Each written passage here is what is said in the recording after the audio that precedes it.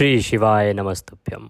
आप सभी को श्रवण मास के 12वें दिन की ढेरों शुभकामनाएं। प्रिय भक्तों, आज सावन के महीने का 12वां दिन है और 12वें दिन पर हम सुनेंगे श्रवण मास महात्म्य में 12वें दिन की कथा, 12वां अध्याय।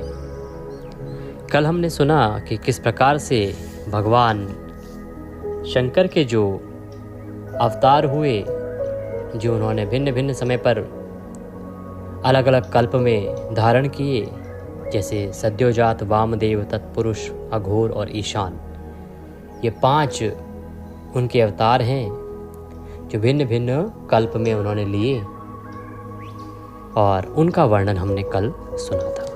इससे पहले हमने भगवान शंकर की भिन्न भिन्न पूजा विधियों के बारे में जाना, बिल्वपत्र की महिमा को जाना, रुद्राक्ष की महिमा को जाना और कैसे धारण करना चाहिए आदि के विषय में हमने श्रवण किया। आज सावन के महीने का 12वां दिन है और 12वें दिन पर आप सुनेंगे शिव जी की 8 मूर्तियों का तथा अर्धनारी नर रूप का विस्तार से वर्णन। बहुत ही शिक्षाप्रद है ये वृतांत और बहुत ही पुण्यदायी वृतांत है। जो इस वृतांत को सुनता है, भगवान शंकर की कृपा से उसके सभी कष्ट दूर हो जाते हैं। वह इस जन्म में सभी सुखों को भोग कर अंत में भगवान के धाम को प्राप्त करता है। उसे भगवान शंकर का सानिध्य प्राप्त होता है। बड़ा ही पुण्यदायी वृतांत है, इसीलिए आज आपको अवश्य ही सुनना चाहिए। पाठ आरंभ करें उससे पहले आपसे निवेदन है कि भगवान की कथा का, भगवान के महात्म्य का यह वीडियो है तो वीडियो को कृपया एक बार लाइक अवश्य कर दीजिएगा। भगवान शंकर की कृपा प्राप्त करने के लिए, भोले बाबा की प्रसन्नता के लिए कमेंट बॉक्स में अवश्य लिखिएगा जय शिव शंकर या ओम नमः शिवाय। भगवान शंकर के ये मंत्र श्रावण के इस महीने में जितने लिखे जाएंगे उतना कल्याण होगा। आप देख रहे हैं देवभूमि ज्योतिष संस्थान का प्रतिष्ठित यूट्यूब चैनल देवभूमि धार्मिक। हम यहाँ पर सभी व्रत और त्योहारों की सही शास्त्रीय जानकारी प्रदान करते हैं। हम ज्योतिष शास्त्र और पंचांग के आधार पर आपको बताते हैं कि कौन सी तिथि कब है, क्या मुहूर्त है, क्या गणना है, कब व्रत आदि करना चाहिए, और पुराणों के आधार पर आपको बताते हैं कि इस व्रत की विधि क्या है, महिमा क्या है, क्या नियम है, किस विधि से इसको किया जाना चाहिए। और जो कथाएं पुराणों में वर्णित हैं, पुराणों में लिखी हैं, महात्म्य आदि, वह आपको सुनाते हैं। तो यदि आप सभी व्रत और त्योहारों की सही शास्त्रीय जानकारी प्राप्त करते रहना चाहते हैं तो कृपया चैनल को अभी सब्सक्राइब कीजिए और बेल आइकन को प्रेस कीजिए। जब आप सब्सक्राइब का बटन दबाते हैं तो वहाँ एक घंटी का निशान बना हुआ आता है साथ में, उस घंटी के निशान को अवश्य दबाइएगा, तभी आपको हमारे सारे वीडियो प्राप्त होंगे, अन्यथा आपसे जानकारी छूट जाएगी। आइए प्रिय भक्तों, आरंभ करते हैं आज की कथा, आज का अध्याय। सर्वप्रथम पूज्य गुरुदेव के चरणों में वंदना करते हैं। गुरुर्ब्रह्मा गुरुर्विष्णु गुरुर्देव महेश्वरः गुरुर्साक्षात् परब्रह्म तस्मै श्री गुरुवे नमः। बोलिए गुरुदेव महाराज की जय। माँ सरस्वती के चरणों में वंदना करते हैं। या देवी सर्वभूतेषु माँ सरस्वती रूपेण संस्थिता नमस्तस्यै नमस्तस्यै नमस्तस्यै नमो नमः। बोली सरस्वती माता की जय। प्रथम पूज्य गणेश जी महाराज को नमन करते हैं। बोलिए गणेश जी महाराज की जय। भगवान शंकर, माता पार्वती के चरणों की वंदना करते हैं। बोलिए श्रावण मास की जय। बोलिए श्रावण महात्म्य की जय। बोलिए सब संगत की जय। आप सभी दर्शकों को, आप सभी श्रोतागण को मेरा नमस्कार। आज 12वें दिन पर हम सुनेंगे 12वां अध्याय, जिसमें बहुत ही महत्वपूर्ण वृतांत आने वाला है। जैसा कि मैंने आरंभ में बताया, नंदीश्वर जी कहते हैं कि ऐश्वर्यशाली मुने अब तुम महेश्वर के उन श्रेष्ठ अवतारों का वर्णन करो जो लोक में सबके संपूर्ण कार्यों को पूर्ण करने वाले अतएव सुखदाता हैं। तात यह जगत उन परमेश्वर शंभु की 8 मूर्तियों का स्वरूप ही है। जैसे सूत में मणियां पिरोई जाती हैं ना, उसी तरह यह विश्व उन 8 मूर्तियों में ही व्याप्त होकर स्थित है। वे प्रसिद्ध 8 मूर्तियां कौन सी हैं? वे प्रसिद्ध 8 मूर्तियां हैं शर्व, भव, रुद्र, उग्र, भीम, पशुपति, ईशान और महादेव। ये भगवान शंकर की 8 मूर्तियां हैं। शिवजी के इन सर्व आदि 8 मूर्तियों द्वारा पृथ्वी, जल, अग्नि, वायु, आकाश, क्षेत्रज्ञ, सूर्य और चंद्रमा ये अधिष्ठित हैं। शास्त्र का ऐसा निश्चय है कि कल्याणकर्ता महेश्वर का विश्वंभरात्मक रूप ही चराचर विश्व को धारण किए हुए है।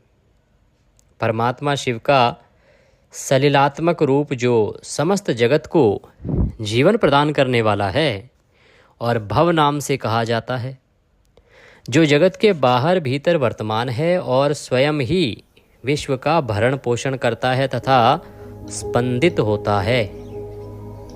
उग्र रूपधारी प्रभु के उस रूप को सत्पुरुष उग्र कहते हैं और महादेव का जो सबको अवकाश देने वाला सर्वव्यापी आकाशमंत रूप है उसे भीम कहते हैं।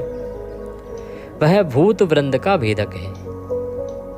जो रूप समस्त आत्माओं का अधिष्ठान है, संपूर्ण क्षेत्रों में निवास करने वाला और जीवों के भवपाश का छेदक है, उसे पशुपति का रूप समझना चाहिए।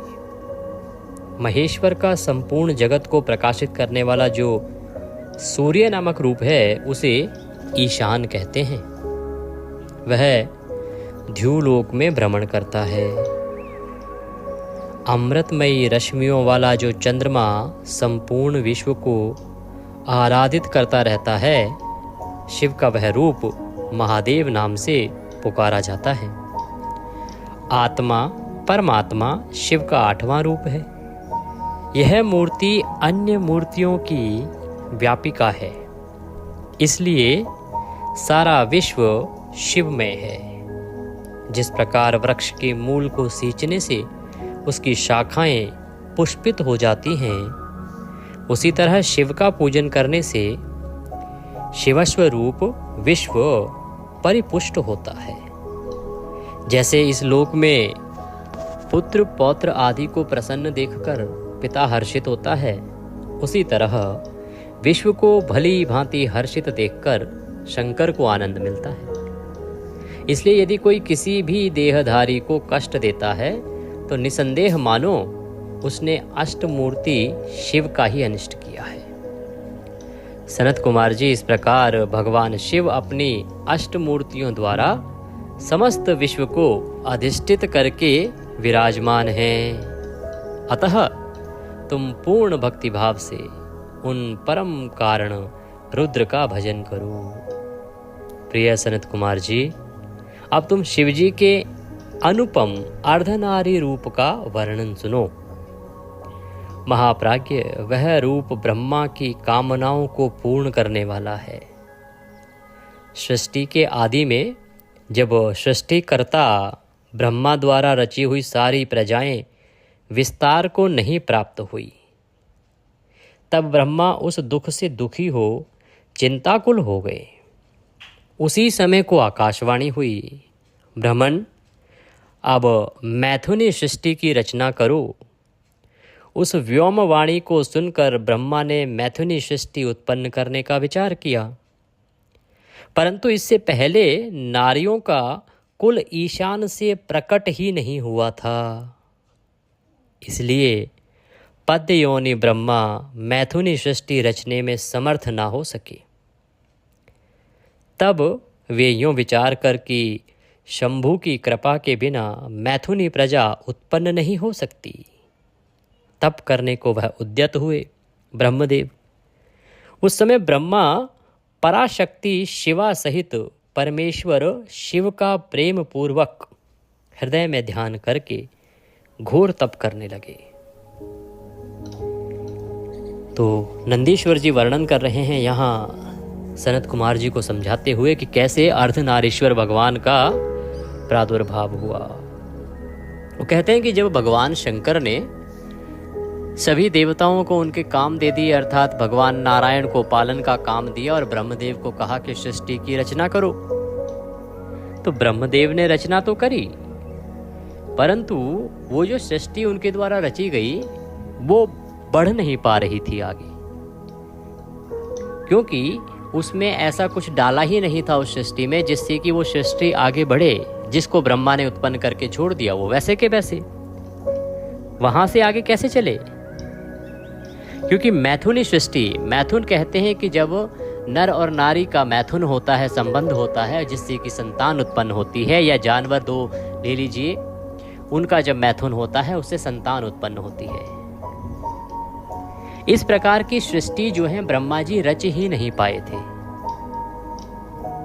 उन्होंने प्रयास किया इस प्रकार की सृष्टि रचने का, लेकिन क्योंकि उनके पास स्त्री तत्व था ही नहीं, अब स्त्री तत्व नहीं था, इसीलिए वो इस प्रकार की सृष्टि रचने में असफल रहे।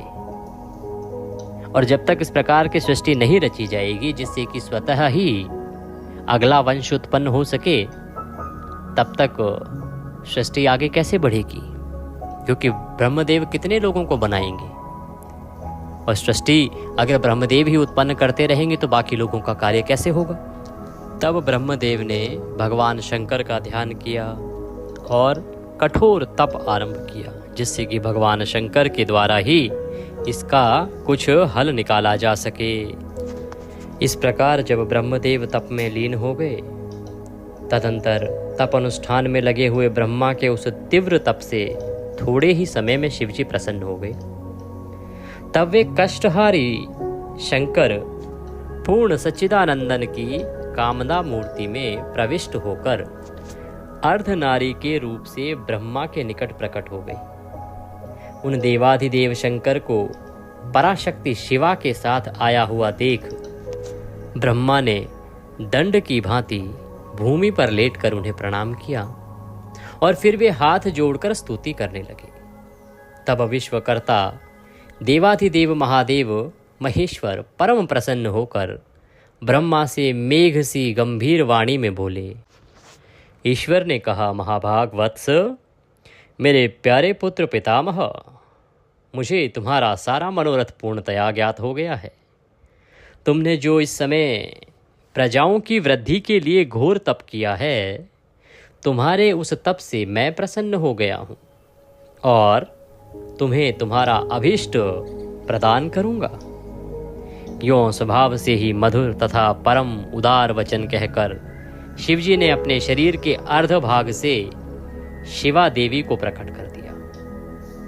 तब शिव से पृथक होकर प्रकट हुई उन परमा शक्ति को देखकर ब्रह्मा विनम्र भाव से प्रणाम करके उनसे प्रार्थना करने लगे। ब्रह्मदेव कहने लगे, शिवे, सृष्टि के प्रारंभ में तुम्हारे पति देवाधिदेव परमात्मा शंभु ने मेरी सृष्टि की थी और मेरे द्वारा सारी प्रजाओं की रचना की थी। हे शिवे, तब मैंने देवता आदि समस्त प्रजाओं की मानसिक सृष्टि की, परंतु बारंबार रचना करने पर भी उनकी वृद्धि नहीं हो रही है। अतः अब मैं स्त्री पुरुष के समागम से उत्पन्न होने वाली सृष्टि का निर्माण करके अपनी सारी प्रजाओं की वृद्धि करना चाहता हूँ, किंतु अभी तक तुमसे अक्षय नारी कुल का प्रकाट्य नहीं हुआ है। इस कारण नारी कुल की सृष्टि करना मेरी शक्ति से बाहर है, क्योंकि सारी शक्तियों का उद्गम स्थान तुम ही हो। इसलिए मैं तुम अखिलेश्वरी परमा शक्ति से प्रार्थना करता हूँ। हे शिवे, मैं तुम्हें नमस्कार करता हूँ। तुम मुझे नारी कुल की सृष्टि करने के लिए शक्ति प्रदान करो, क्योंकि शिवप्रिय, इसी को तुम चराचर जगत की उत्पत्ति का कारण समझो। वरदेश्वरी, मैं तुमसे एक और वर की याचना करता हूँ। हे जगत माता, कृपा करके उसे भी मुझे दीजिए। मैं तुम्हारे चरणों में नमस्कार करता हूँ। हे सर्वेश्वरी, हे सर्वव्यापिनी, हे जगनंदनी, तुम चराचर जगत की वृद्धि के लिए अपने एक सर्वसमर्थ रूप से मेरे पुत्र दक्ष की पुत्री हो जाओ। ब्रह्मा द्वारा यूं याचना किए जाने पर परमेश्वरी देवी शिवा ने तथास्तु ऐसा ही होगा कहकर वह शक्ति ब्रह्मा को प्रदान कर दी। सुतराम जगन्मयी शिव शक्ति शिवा देवी ने अपनी भौहें मध्य भाग से अपने ही समान प्रभाव वाली एक शक्ति की रचना की। उस शक्ति को देखकर देवश्रेष्ठ भगवान शंकर, जो लीलाकारी, कष्टहारी और कृपा के सागर हैं, हंसते हुए जगदम्बा से बोले। शिवजी कहते हैं कि देवी, परमेष्ठी ब्रह्मा ने तपस्या द्वारा तुम्हारी आराधना की है, अतः अब तुम उन पर प्रसन्न हो जाओ और उनका सारा मनोरथ पूर्ण करो। तब शिवा देवी ने परमेश्वर शिव की उस आज्ञा को सिर झुकाकर ग्रहण किया और ब्रह्मा के कथन अनुसार दक्ष की पुत्री होना स्वीकार कर लिया। हे मुने, इस प्रकार शिवा देवी ब्रह्मा को अनुपम शक्ति प्रदान करके शंभु के शरीर में प्रविष्ट हो गई। तत्पश्चात भगवान शंकर भी तुरंत ही अंतर्ध्यान हो गए। तभी से इस लोक में स्त्री भाग की कल्पना हुई और मैथुनी सृष्टि चल पड़ी। इससे ब्रह्मा को महान आनंद प्राप्त हुआ। तात, इस प्रकार मैंने तुमसे शिवजी के महान अनुपम अर्धनारी नरार्ध रूप का वर्णन कर दिया। यह सत्पुरुषों के लिए मंगलदायक है। इस प्रकार से भगवान शंकर का यह जो अर्धनारीश्वर रूप है, यह प्रकट हुआ। और इसका उद्देश्य क्या था? इसका उद्देश्य था इस सृष्टि की रचना करना और इस सृष्टि में जो मैथुनी शक्ति है उसको प्रदान करना। क्योंकि इससे पहले जितनी भी रचनाएं ब्रह्मदेव द्वारा की गई थी, चाहे वो दक्ष की पुत्रियों के विषय में थी, चाहे वो अन्य ऋषियों की पुत्रियों और संतानों के विषय में थी, तो वो स्त्रियां तो थी, परंतु वह पूर्ण रूप से जो मैथुनी शक्ति है, जिसे हम आज के वैज्ञानिक दृष्टिकोण से कहें तो वह हार्मोनल जो चीज़ें हैं जो स्त्री पुरुष के बीच होनी चाहिए, वो उनके अंदर ब्रह्मदेव द्वारा नहीं डाली गई थी। नंदीश्वर कहते हैं, सर्वज्ञ सनत कुमार जी, एक बार रुद्र ने हर्षित होकर ब्रह्मा जी से शंकर के चरित्र का प्रेम पूर्वक वर्णन किया। वह चरित्र सदा परम सुखदायक है, उसे तुम श्रवण करो। वह चरित्र इस प्रकार से है। तो एक चरित्र जो अब आगे आ रहा है, वो आ रहा है जिसमें आप वर्णन सुनेंगे आगे कि शिवजी के जो प्रथम अवतार है ना, वहाँ से लेके और नवम जो ऋषभ अवतार हुआ है, वहाँ तक का पूरा वर्णन आएगा। नंदीश्वर कहते हैं कि शिवजी ने कहा था, ब्राह्मण, 12 कल्प के 7वें मनवंतर में संपूर्ण लोकों को प्रकाशित करने वाले भगवान कल्पेश्वर जो तुम्हारे प्रपौत्र हैं, वैवस्वत मनु के पुत्र होंगे। तब उस मनवंतर की चतुर्युगियों के किसी द्वापर युग में मैं लोकों पर अनुग्रह करने तथा ब्राह्मणों का हित करने के लिए प्रकट होऊंगा।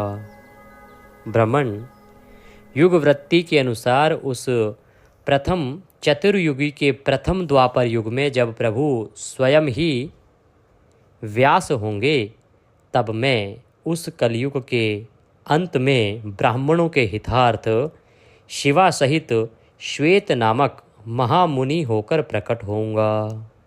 उस समय हिमालय के रमणीय शिखर छागल नामक पर्वत श्रेष्ठ पर मेरे शिखाधारी 4 शिष्य उत्पन्न होंगे। उनके नाम होंगे श्वेत, श्वेत शिख, श्वेताश्व और श्वेत लोहित। वे चारों ध्यान योग के आश्रय से मेरे नगर में जाएंगे। वहाँ वे मुझ अविनाशी को तत्वतः जानकर मेरे भक्त हो जाएंगे तथा जन्म, जरा और मृत्यु से रहित होकर पर ब्रह्म की समाधि में लीन रहेंगे। वत्स पितामह, उस समय मनुष्य ध्यान के अतिरिक्त दान धर्म आदि कर्म हेतु को साधनों द्वारा मेरा दर्शन नहीं पा सकेंगे। दूसरे द्वापर में प्रजापति सत्य व्यास होंगे। उस समय मैं कलयुग में सुतार नाम से उत्पन्न होऊंगा। वहां भी मेरे दुंदुभि, शतरूप, हृक और केतुमान नामक 4 वेदवादी द्विज शिष्य होंगे। वे चारों ध्यान योग के बल से मेरे नगर को जाएंगे और मुझ अविनाशी को तत्वतः जानकर मुक्त हो जाएंगे। तीसरे द्वापर में जब भार्गव नामक व्यास होंगे, तब मैं भी नगर के निकट ही दमन नाम से प्रकट होऊंगा। उस समय भी मेरे विशोक, विशेष, विपाप और पापनाशान नामक 4 पुत्र होंगे। चतुरानन उस अवतार में मैं शिष्यों को साथ ले व्यास की सहायता करूंगा और उस कलयुग में निवृत्ति मार्ग को सुदृढ़ बनाऊंगा। चौथे द्वापर में जब अंगिरा व्यास कहे जाएंगे, उस समय मैं सुहोत्र नाम से अवतार लूंगा। उस समय भी मेरे 4 योग साधक महात्मा पुत्र होंगे। ब्राह्मण उनके नाम होंगे सुमुख, दुर्मुख, दुर्दम और दुरतिक्रम। उस अवसर पर भी इन शिष्यों के साथ मैं व्यास की सहायता अवश्य ही करूंगा और सहायता में लगा रहूंगा। 5वें द्वापर में सविता व्यास नाम से कहे जाएंगे, तब मैं कंक नामक महातपस्वी योगी होऊंगा। ब्राह्मण वहां भी मेरे 4 योग साधक महात्मा पुत्र होंगे। उनके नाम बतलाता हूं। वो होंगे सनक, सनातन, प्रभावशाली सनंदन और सर्वव्यापक निर्मल तथा अहंकार रहित सनत कुमार। उस समय भी कंक नामधारी मैं सविता नामक व्यास की सहायता करूंगा, उनका सहायक बनूंगा और निवृत्ति मार्ग को बढ़ाऊंगा। पुनः 6ठे द्वापर के प्रवृत्त होने पर जब मृत्यु लोककारक व्यास होंगे और वेदों का विभाजन करेंगे, उस समय भी मैं व्यास की सहायता करने के लिए लोकाक्षी नाम से प्रकट होऊंगा और निवृत्ति पथ की उन्नति करूंगा। वहाँ भी मेरे 4 दृढ़व्रती शिष्य होंगे। उनके नाम होंगे सुदामा, विरजा, संजय तथा विजय। विधे 7वें द्वापर के आरंभ में जब शतक्रतु नामक व्यास होंगे, उस समय भी मैं योग मार्ग में परम निपुण जैगी शव्य नाम से प्रकट होऊंगा और काशीपुरी में गुफा के अंदर दिव्य देश में कुशासन पर बैठकर योग को सुदृढ़ बनाऊंगा तथा शतकृत नामक व्यास की सहायता और संसार भय से भक्तों का उद्धार करूंगा।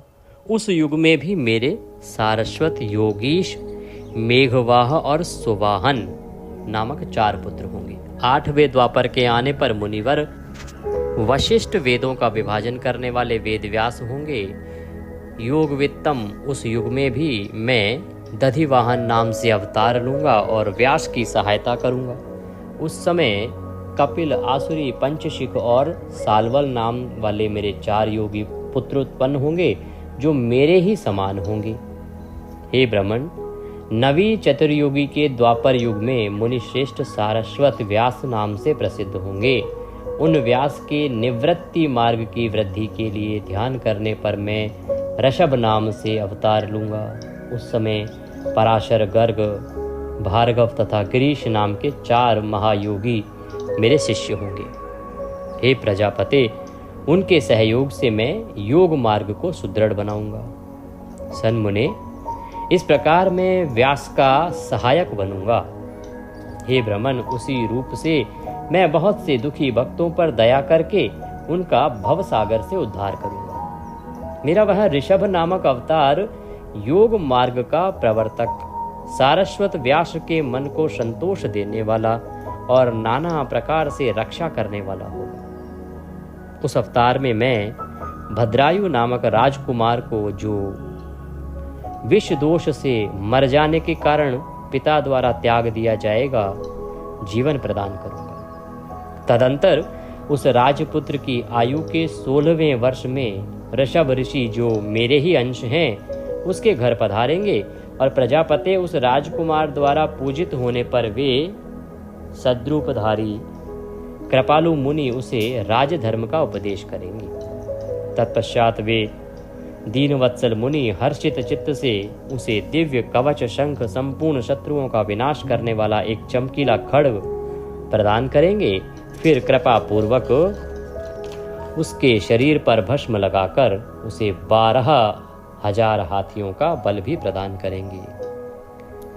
यूं माता सहित भद्रायु को भली भांति आश्वासन देकर तथा उन दोनों द्वारा पूजित हो प्रभावशाली ऋषभ मुनि स्वेच्छा अनुसार चले जाएंगे। ब्रह्मन तब राजऋषि भद्रायु भी रिपुगणों को जीतकर और कीर्ति मालिनी के साथ विवाह करके धर्म पूर्वक राज्य करेगा। हे मुने, मुझे शंकर का वह ऋषभ नामक नवा अवतार ऐसा प्रभाव वाला होगा, वह सत्पुरुषों की गति तथा दीनों के लिए बंधु सा हितकारी होगा। मैंने उसका वर्णन तुम्हें सुना दिया। यह ऋषभ चरित्र परम पावन, महान तथा स्वर्ग, यश और आयु को देने वाला है। अतः इसे प्रयत्न पूर्वक अवश्य सुनना चाहिए। भगवान शंकर इस प्रकार से ब्रह्मदेव को अपने इन 9 रूपों के बारे में बताते हैं कि कब कब वो किस किस रूप में अवतार लेंगे, और कहते हैं कि जो इस वृतांत को सुनेगा या सुनाएगा उसको यश प्राप्त होगा, आयु प्राप्त होगी, जीवन के सभी सुख प्राप्त होंगे और अंत में स्वर्ग प्राप्त होगा। बोलिए शंकर भगवान की जय। इसी के साथ आज का यह अध्याय यहाँ पूर्ण होता है। कल हम सुनेंगे आगे की कथा, 13वें दिन का अध्याय। प्रिय भक्तों, इसके बाद आपको बताएं कि शिव महापुराण हम पहले ही अध्याय आपके लिए ला चुके हैं, तो उसको अवश्य सुनिएगा अगर अभी तक नहीं सुना है तो। साथ ही प्रतिदिन चल रहा है चातुर्मास महात्म्य, उसको भी सुनिएगा, क्योंकि चातुर्मास चल रहा है देवशैनी एकादशी से और ये 2 नवंबर तक चलेगा। प्रतिदिन चातुर्मास का अध्याय हम आपके लिए लेके आते हैं। नारायण कहते हैं कि चातुर्मास में अवश्य ही उनकी कथाएं, उनका महात्म्य सुनना चाहिए। मनुष्य का कल्याण करने के लिए वह बड़ा सहायक है, तो उसको भी अवश्य सुनिएगा। आज एकादशी का पारण दिवस है। पारण से संबंधित जानकारी हमने वीडियो में अपलोड कर दी है, तो उसको देख लीजिएगा। पारण आप सुबह सुबह कर सकते हैं। हरिवासर का इस बार कोई ऐसा वो नहीं है समय का। हरिवासर जो है सूर्योदय से पहले ही बहुत पहले समाप्त हो जाएगा, तो आप सूर्योदय के बाद पारण कर सकते हैं। विधि क्या है, भोग क्या लगाना है, कैसे करना है, इसके लिए हमने वीडियो अपलोड कर दिया है, उसका लाभ लीजिएगा। यदि कोई दक्षिणा आदि आप कुछ भेजना चाहते हैं तो कमेंट बॉक्स में लिख के पूछ लीजिएगा, हम वहां जानकारी प्रदान करेंगे, उसी पर भेजिएगा। भगवान शंकर सब पर कृपा करें, आप सभी के व्रत सफल हों, आप सभी के मनोरथ सिद्ध हों, यही कामना करते हैं। वीडियो को लाइक अवश्य कर दीजिएगा, कमेंट बॉक्स में लिखिएगा जय शिव शंकर।